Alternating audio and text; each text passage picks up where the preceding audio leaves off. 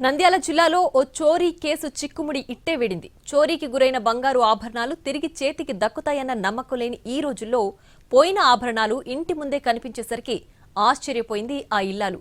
చోరీ చేసిన తర్వాత ఎందుకో కాని భయపడ్డాడు దొంగ.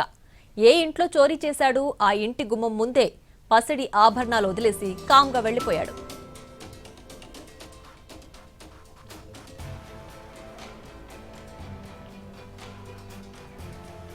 కొలిమిగుండ్ల మండలం కోరుమానపల్లిలో మొలక రాజారెడ్డి ఇంట్లో ఈ నెల 15వ తేదీన పట్టపగలే చోరీ జరిగింది. బీరువా తాళం తెరిచి 40 గ్రాముల బంగారు ఆభరణాలు దోచుకెళ్లాడు దొంగ.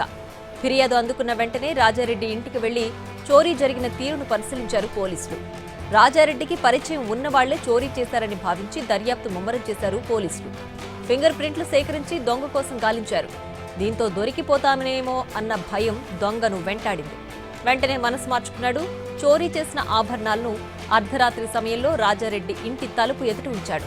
ఆ తర్వాత తలుపులపై రాళ్లతో కొట్టి ఉడాయించాడు. ఆ శబ్దానికి రాజారెడ్డి కుటుంబ సభ్యులతో పాటు చుట్టుపక్కల ఉన్న వాళ్లు నిద్రలేచి చూడడంతో చోరీకి గురైన 40 గ్రాముల బంగారు ఆభరణాలు కనిపించాయి. దీంతో బాధిత కుటుంబ సభ్యులు ఆశ్చర్యపోయారు.